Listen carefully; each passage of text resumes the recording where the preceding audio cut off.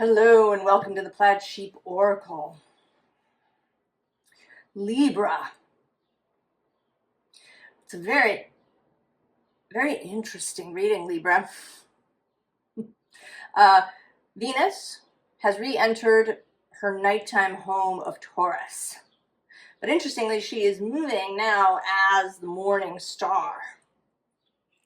And I associate that more with Libra. So there's an interesting mix, a juxtaposition. And this whole reading is it's kind of about not making assumptions and about a challenge for you, perhaps. So we begin, first of all, not with an oracle deck, as I usually start here, but with a tarot deck. Though it's a kind of interesting tarot deck. It doesn't have the normal suits. It has a couple of extra cards. And the images are somewhat surreal. So here in this Four of Pentacles, which popped out just as I started to shuffle. And these are nudibranchia. So choosing your nudibranchia. And then the card that sort of wanted to come out is this Temperance card. And I'm seeing this as Venus showing up. And, this is kind of an interesting Temperance. She's not in her usual form. She's got a glass of wine. She's, right? She's a little bit more casual. It looks as if, maybe she just, she was supposed to stand here for her photo and she's just kind of run up there and she's readjusting her headgear. She's, so there's something about not assuming you know what Venus is or what Venus in Taurus is. We often in the sort of this, you see it kind of in the astrology realm, these ideas that, all Pisces are really psychic or really, sort of free-flowing and, that all Capricorns are this way and that if you have, Mars and Capricorn, you're this way and all of this kind of stuff. No. Just no. There is synergy. There is communication between the planets as they sat when your natal chart, right, at that moment of your birth. There's also, I think, the question of where they were at the moment of your conception. Although, of course, you're probably not going to be able to know that, even if you kind of know the day. Maybe, your mother might know what day you were conceived. You're probably, you may not know the hour, or, very few people know. But I think that that's important, too. That it's just kind of operating in the background. And one of the things, right, these cards are surreal, and the Surrealist Tarot came out in your spread. And I had cause a few days ago to look up Salvador Dali's natal chart. And he has a Taurus stellium. Not just Venus, but Sun, Mercury, and Mars in Taurus. I mean, theoretically, so grounded. And yet, he is the proponent, the father, the main figure of the Surrealist movement. One of his famous paintings is that melting clocks. So somebody who in theory, you might expect would have a really kind of grounded job, or, who might, maybe he would be a sculptor possibly, but, would maybe do very realistic things, would have this very Taurus fixed energy. in fact, is just this really weird person who wanted to push all the boundaries outward, who wanted to explore this kind of dream state. His moon, incidentally, is conjunct his midheaven in Aries.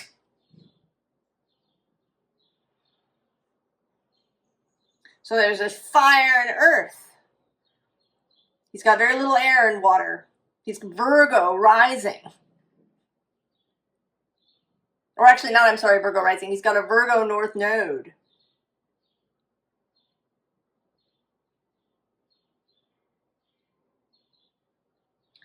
So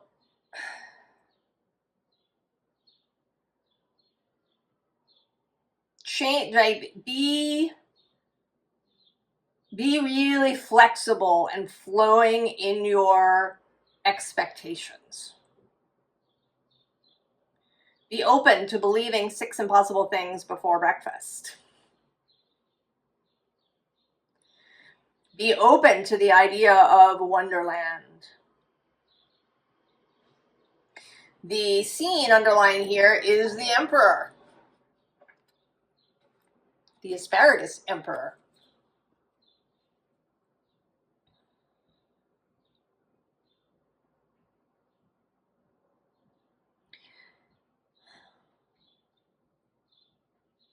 Well, I think I'm gonna come back to him.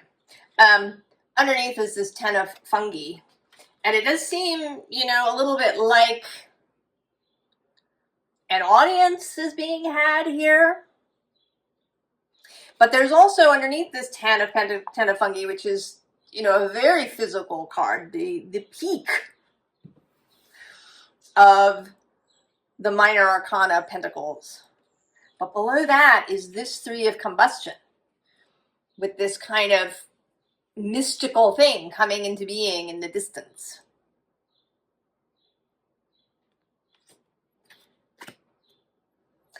And then the underside is the Ace of Aether, the Ace of Swords.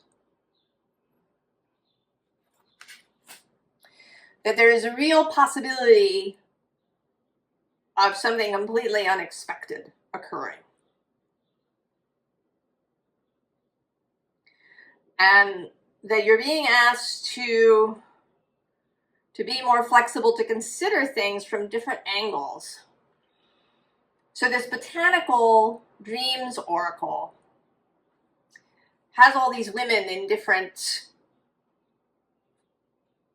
sort of garden and floral settings. And this morning it came out for my personal reading, and it felt like all of these were different aspects of Venus. You know, she exists in many cultures. There are many nuances of the different Venuses: Ishtar, Astarte, Isis, Lakshmi, Lada,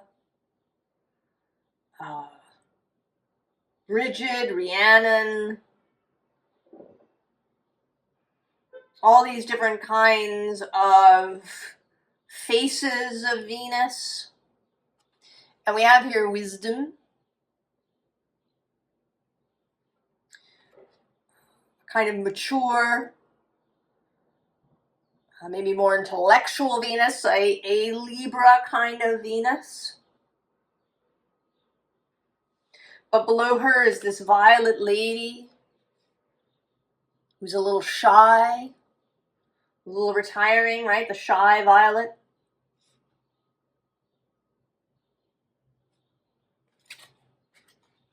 And then on the underside is what I think of as a Virgo Venus. Curate your life, very specific, knowing exactly what she wants.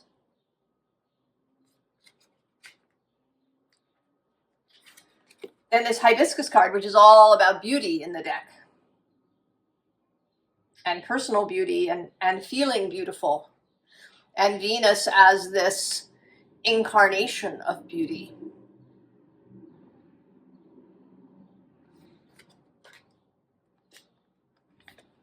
And then there's the self-love aspect in this self-support card.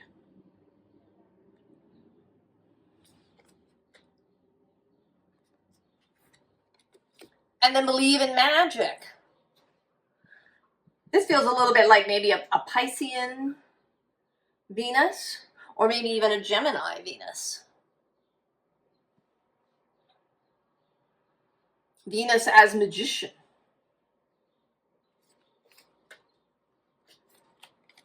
And then manifestation, Venus as Empress, or Venus as the Queen of Pentacles, associated with Capricorn, with things coming into being. Now, we don't want to, kind of box Venus into this thing, where in your chart she's, how you deal with relationships and what's your aesthetic, right? How do you deal with money? There's value to this because it can help us understand ourselves, but it's really limiting to, to kind of turn any planet into a bunch of keywords.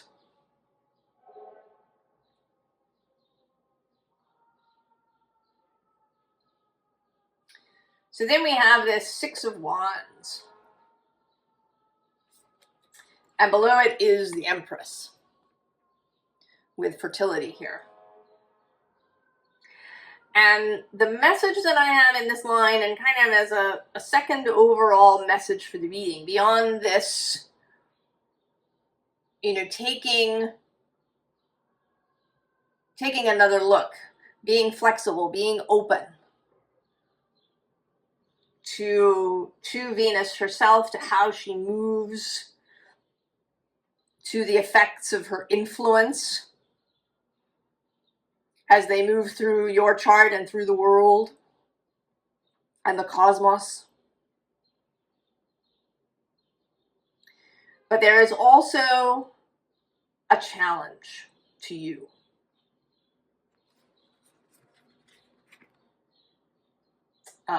Interestingly, the bottom of the deck here is the King of Swords. And he's coming through as strength and as intellectual strength, as the ability to make up your own mind and maintain that. And also to take some intellectual action, if we want to say. The kings are the active principle, but in a mature way, more mature than the knights. Strategy, ideas, plans. And then we have Venus herself. I knew she would come out of this deck when it shows itself. And then we have the Eight of Wands, the message incoming, fast. Fast, strong, fiery. And then the Prince of Swords. This is you. Hand on your heart. If you choose to accept the challenge, to be Venus's champion in the world.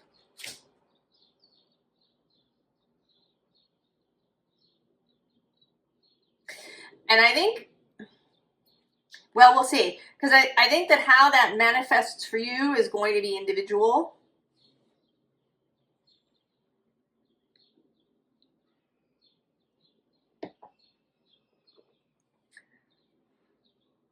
What it means to be Venus's champion.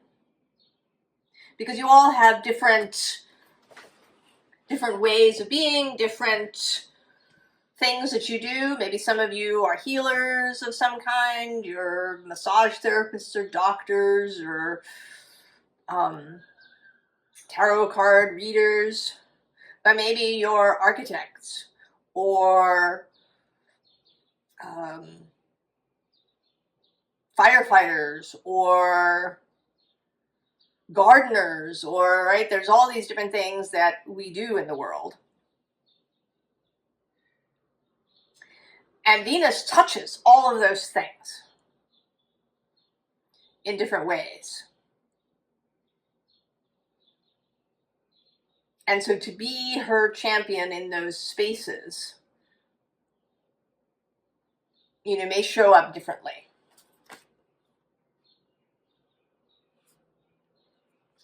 We have Ger here, the harvest, the movement of time. I often see this partly as a signpost, and it's coming up here especially because right below it is this thorn card, and it only, right, this signpost only has one. So I think there's some sort of choice that isn't really a choice. So it may be that you think, or that up until this point you've thought that there were a couple of different directions that you could go. But if you answer this call, if you take up this challenge, if you devote yourself to it, the choice will resolve itself. There will only be one way to go. And actually that shows up even further with this Isa. Right? The one choice.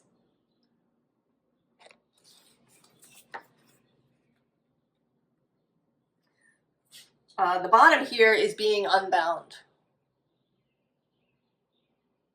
Releasing yourself from previous ideas about what it means to be Venus's champion, or what, you know, how Venus operates in your own chart.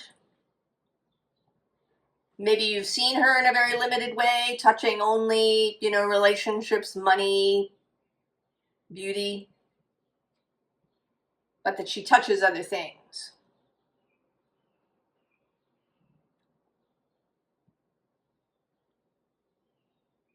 Maybe you begin to see her more subtle influence in your life and in the life of the world.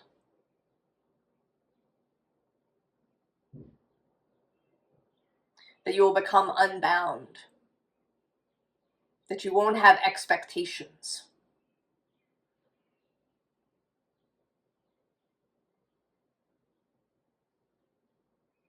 Of, you know, what you should be like depending on where Venus is.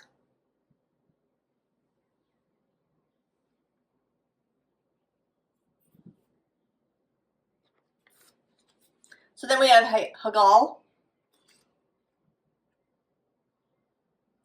the storm, the tower, really. But there's also kind of a hermity feeling. This is the 9th rune. The willingness to weather the storm, the willingness to stand apart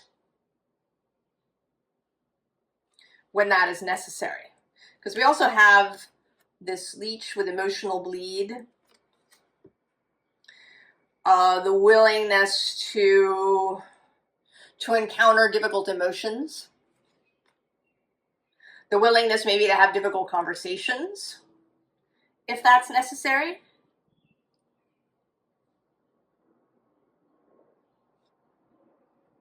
There's also fail, which is the 1st rune. Symbol of livestock, of personal wealth. And there may be something about that too. In the modern world, we have such a complicated and often contradictory relationship with wealth. With money in particular, but with wealth across the board. You know, we may want it, desire it, feel like we need it, but also feel shame around it, feel reluctance around it, think that it's out of reach.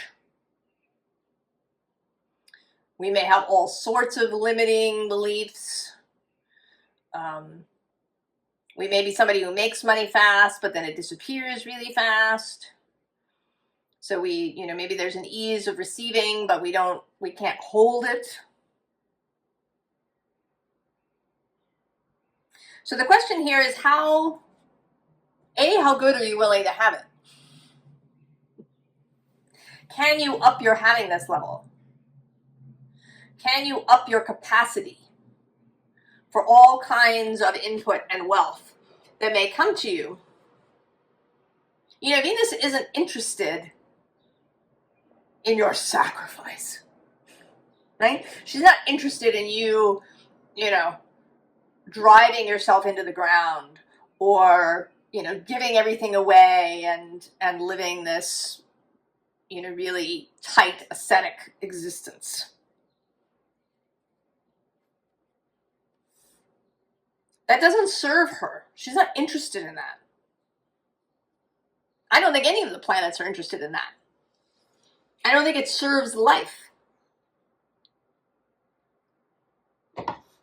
Expansion, complexity. Right? These are the things, energy, these are the things that serve life. They are out. They are bountiful, right? All of life explodes. It is exuberant. It is vital. You know, even in winter, there's stuff going on. Even in winter, there is, you know, such tremendous beauty.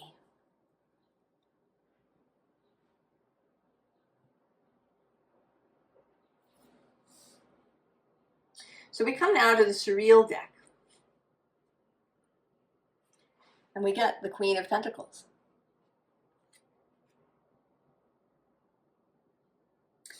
And I think here that maybe you have, you know, that she's been encased in your life in some way.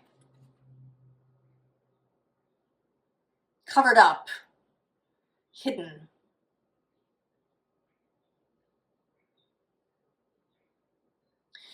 Sometimes people will tell you they like to, especially women, that they like to cover up. They like to wear, you know, big baggy things and, you know, head coverings and, you know, because then they can move without people watching them. And I get that there is, that they have a safety issue kind of in their mind here. But there's also something about that is a capacity thing.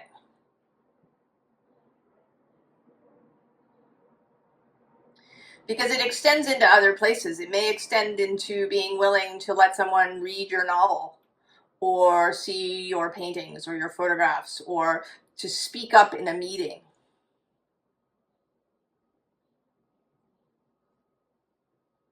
Right? The capacity to be seen.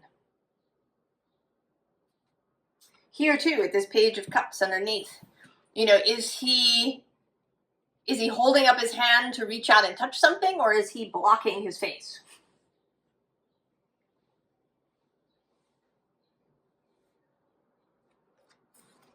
He is the Page of Cups, and, you know, would normally there be really open.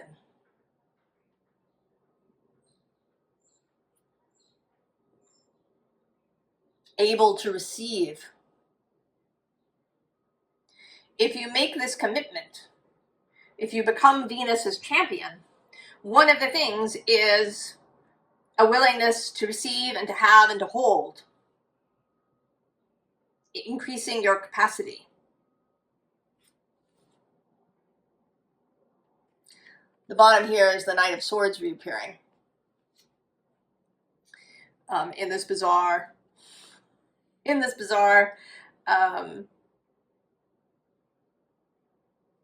version.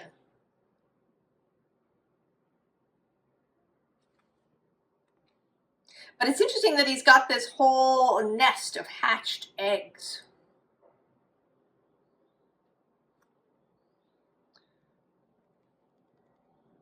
That there may be lots of things that you begin, lots of ways that you affect things that you might not even know. Right? As the Prince of Swords, there is something about expression. This is, being her champion will mean expressing something.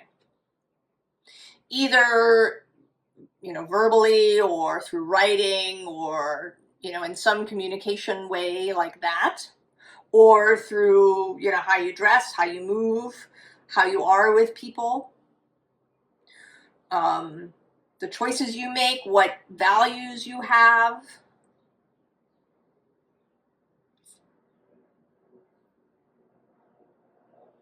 What beliefs you have, and that this communication will move outward in ways that even you won't be able to see and know.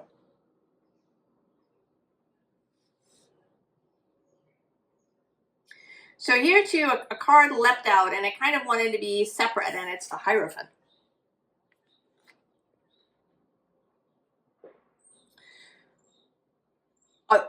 A spiritual authority. This is going to require that you accept spiritual authority.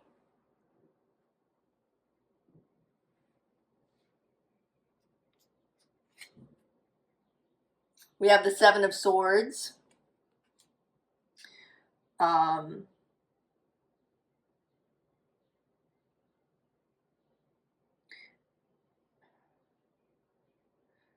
That there will be, there will be mental things, mental constructs, ideas that will need to be,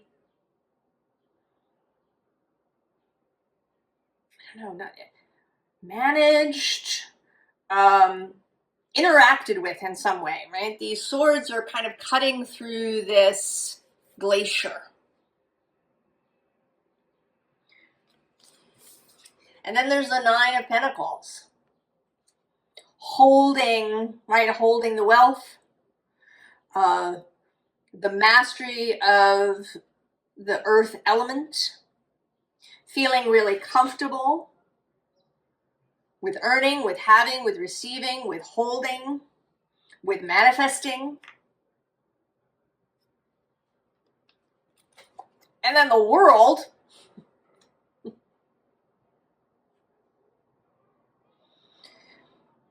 interacting with the world, being comfortable with there's like lots of things going on in this card. It's kind of hard to know what's happening.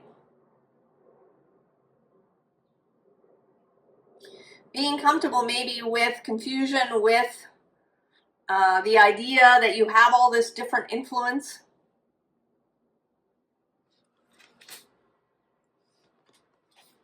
And the Ten of Pentacles. Being comfortable in the rest of the world, I think. I think these are sort of, that you're doing this out there in the real world. Or what most people think of as the real world. You're not sitting in a temple somewhere. You haven't retreated to a monastery or an ashram. You're moving in the real world. You are interacting with people who, maybe have no kind of spiritual education or understanding, or people who are very rigid or ossified, or people who are very frightened, people who have a lot of grief, perhaps.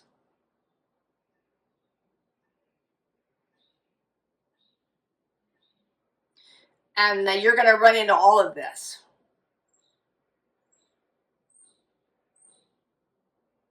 If you take up this challenge. If you decide to become Venus's champion in the world.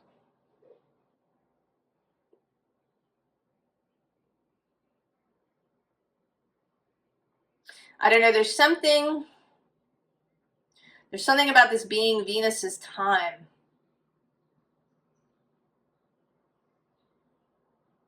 Something about, she crossed over that 0 Aries point 3 times.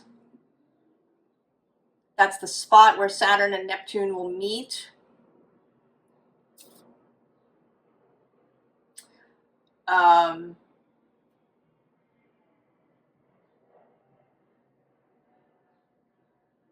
think she will actually be in Pisces when they meet, I think.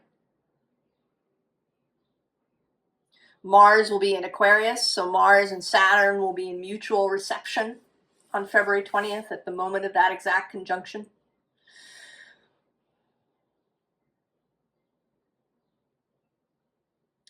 But that she has, it's like she's left her imprint.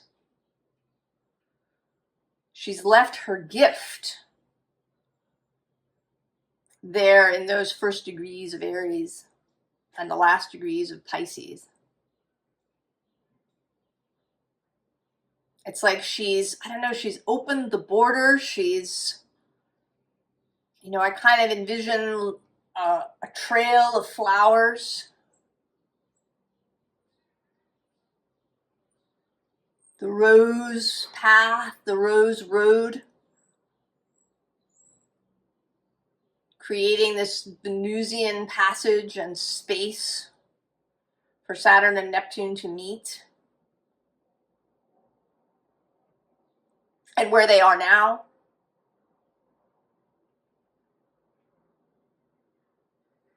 And Mars, who spent all that time in Leo, she had a long retrograde in Leo 2 years ago.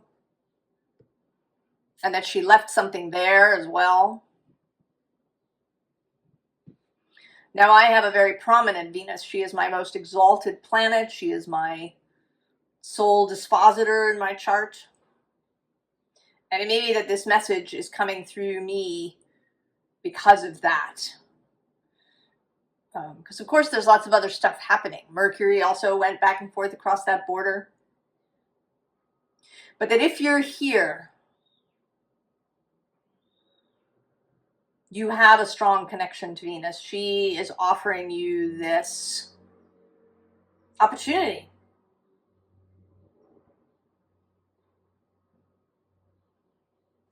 Formal advice. 9 of Roots, 9 of Pentacles. Confidence. Confidence. And right below that, the 4 of Jazz, the 4 of Wands. Fun. Celebration. This isn't meant to be, you know, some leaden weight that has been dropped on your back. This is meant to be something fun and exciting and vibrant and luscious. Libra. Below that, we do have the Tower and the World. Now, the underside, interestingly, is this 5 of Roots. So, next to it is the Magician. Be open to the havingness.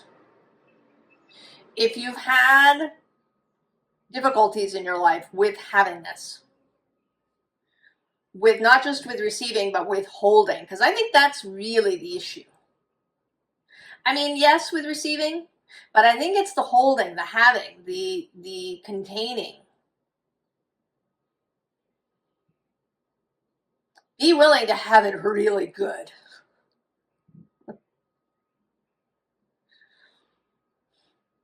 This is not a challenge of deprivation. I mean, maybe that has seemed romantic in the past. We do have some romance associated with it, right? There's the starving artist living in a garret somewhere, dying of consumption. Mimi and La Boheme. There's some romance associated with that. There is stories, right? Stories have their own life. We tell them over and over again. You don't have to keep the same story. You can have the story of the bountiful, affluent, vital, vibrant, exuberant, gorgeous, luscious, delicious life. One where where your life is like a cornucopia that enriches you and everyone around you.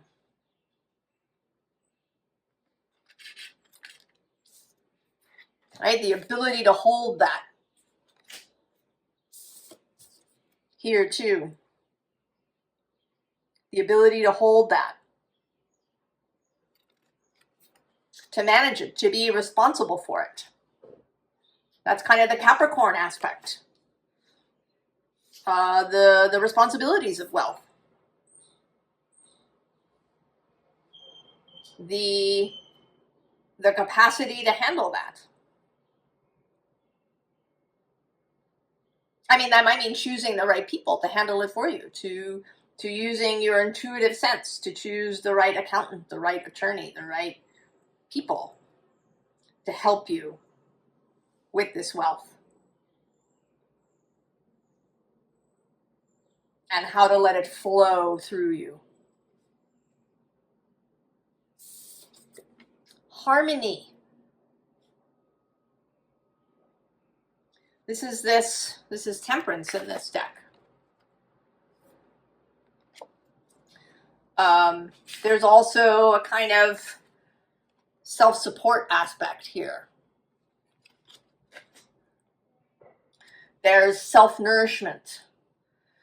And I think there's, you're going to meet people along the way. You're going to meet others who have been given this challenge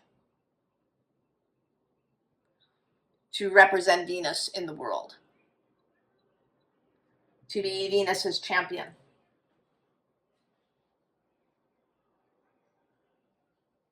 Or you may meet somebody who's Mars' champion.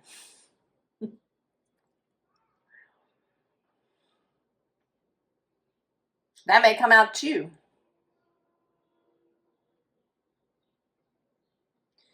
For a beautiful, exciting, vibrant, strong, masterful Mars.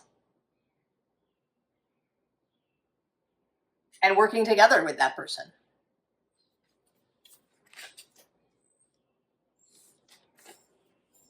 Right? Taking up the challenge, of learning, accepting the gift.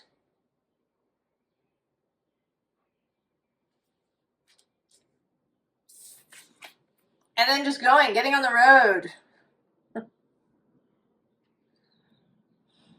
Just doing it, living, going. I don't think this is about specific things. It doesn't seem like this is about, having, Venus-related parties or opening a temple to Venus or, doing Venus ceremonies. This really seems like taking Venus into life, into your day, into everything that you do, having her infuse your life.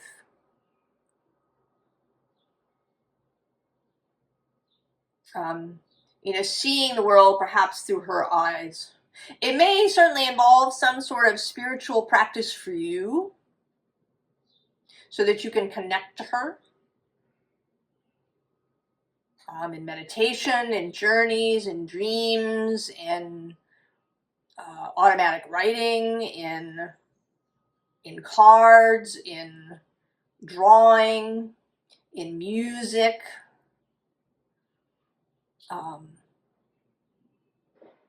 Out in nature. There will be a call to speak to her,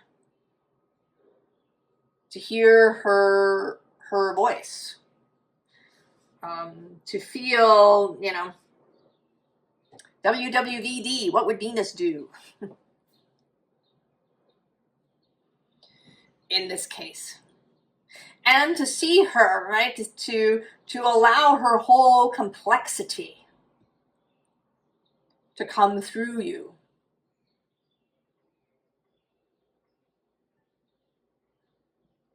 To allow all of her aspects to come through you, to see her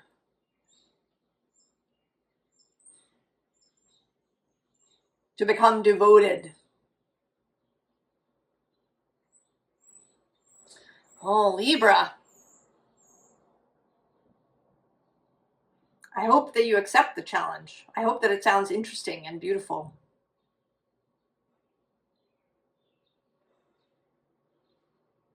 I wish you the very best, and I will see you next time. So long, Libra.